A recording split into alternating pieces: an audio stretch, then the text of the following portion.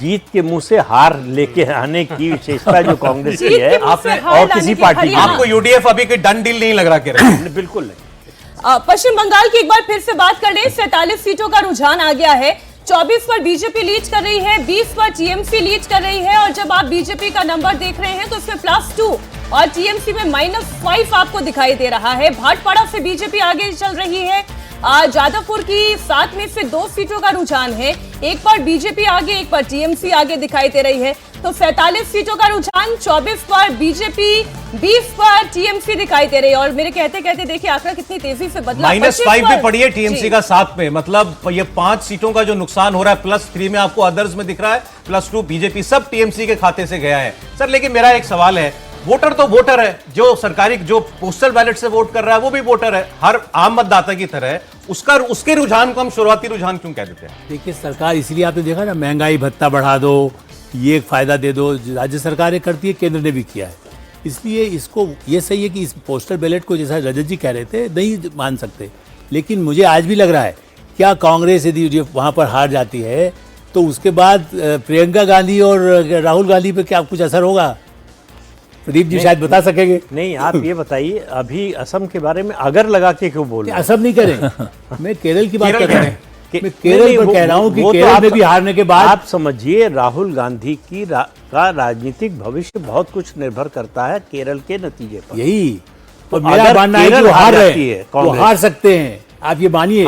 हम सीट तो पे मानते उन हैं लोगों ने जितनी मेहनत की है, और वहां भी जो रजत जी कह रहे थे, कई सीटों पर बीजेपी ने सॉफ्ट कॉर्नर रखा है। लड़ाई इस समय कांग्रेस को, देखिए, कांग्रेस मुक्त भारत भी एक अभियान है, बीजेपी केरल भी है। जब अभी तो थोड़ी स्ट्रेंथ हो गई है, और कम थी, तब भी वो बैलेंस करती थी कि किसको जिताना है, कांग्रेस को या बीजेपी को, उनको मदद करती थी।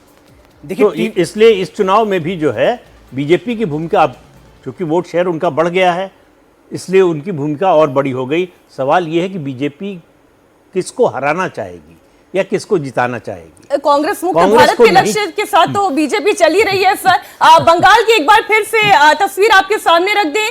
55 सीटों का रुझान आ गया है। 30 सीटों पर बीजेपी लीड कर रही है, 22 सीटों पर टीएमसी लीड कर रही है, 3 अदर्स के खाते में आपको दिखाई दे रही है। पश्चिम बंगाल के बाद असम की भी स्थिति आपको बता दें। 126 में से 29 सीटों का रुझान आ गया है, 21 पर बीजेपी आगे चल रही है। नंदीग्राम से पहला रुझान आ गया है, नंदीग्राम से शुभेंदु अधिकारी आगे चल रहे हैं। नंदीग्राम से एक बार फिर से वो चुनावी मैदान में है और इस बार तो वो 2 सीटों से चुनाव लड़ रहे हैं। नंदीग्राम से पवित्र कर उनके ही अपने सहयोगी रहे, उन्हें चैलेंज दे रहे हैं और टीएमसी ने बड़ी समझदारी से उनके ही अपने करीबी को उनके खिलाफ खड़ा कर दिया। ठीक वैसे जैसे बीजेपी ने कभी ममता बनर्जी के करीबी रहे शुभेंदु अधिकारी को नंदीग्राम में ममता बनर्जी के खिलाफ इंपॉर्टेंट है। नंदीग्राम बहुत, भवानीपुर ज्यादा इंपॉर्टेंट है, लेकिन नंदीग्राम भी उनकी होम सीट है। शुभेंदु अधिकारी लीड कर रहे हैं। 33 सीटों पर बंगाल में इस वक्त बीजेपी आगे है और तृणमूल कांग्रेस पिछली बार की अपनी 5 सीटों, जीती हुई सीटों पर ट्रेल कर रही है। कुल 27 सीटों पर इस वक्त उसको बढ़त हासिल है। बीजेपी का आंकड़ा 34 पहुंच गया है और जो 2 सीटें पिछली बार उसके खाते में नहीं थी, उन पे भी वो लीड कर रही है। डायमंड हार्बर की सीट पर टीएमसी आगे चल रही है। अभी तक अभिषेक बनर्जी की चुनौती जो है वो असर दिखा रही है। बिल्कुल, अगर डायमंड हार्बर हार रही है टीएमसी, अगर हारती है, तो आप समझिए कि बहुत बड़ी लैंडस्लाइड होगा, बिल्कुल वन साइडेड होगा। तो पूरा चुनाव जो है असम और बंगाल दोनों का वन साइडेड हो जाएगा। तो और केरल में भी जो फटीक की आप बात कर रहे थे ना, वो जब हार रहा होता है कोई, ये फटीक की बात करता है। एक्चुअली शिवराज सिंह चौहान के बारे में भी यही बात कही, सब कुछ ठीक है, बड़े अच्छे हैं, लेकिन फटीक हो गया, हुआ नहीं। ये जनता इसको अलग तरह से, नीतीश कुमार का सबसे ज्यादा उदाहरण। हाँ, इससे बड़ा क्या उदाहरण हो सकता है कि फटीक हो गया। जी, कोलकाता पोर्ट का रुझान आ गया है। फिरहाद हकीम आगे चल रहे हैं, इसमें ताज्जुब की बात नहीं है। फिरहाद हकीम बहुत बड़े लीडर हैं टीएमसी के वहां पर और काफी अरसे से ये सीट उनके पास है। फिरहाद हकीम कोलकाता पोर्ट की सीट से आगे चल रहे हैं। कोलकाता पोर्ट की सीट, भवानीपुर की सीट, डायमंड हार्बर की सीट, ये सब सिनोनिमस बन गए टीएमसी के स्ट्रॉन्ग होल्ड। कोलकाता पोर्ट की सीट पर पिछली बार 57% वोट ज्यादा मिला था। भारतीय जनता पार्टी के मुकाबले टीएमसी को 57% वोट ज्यादा था।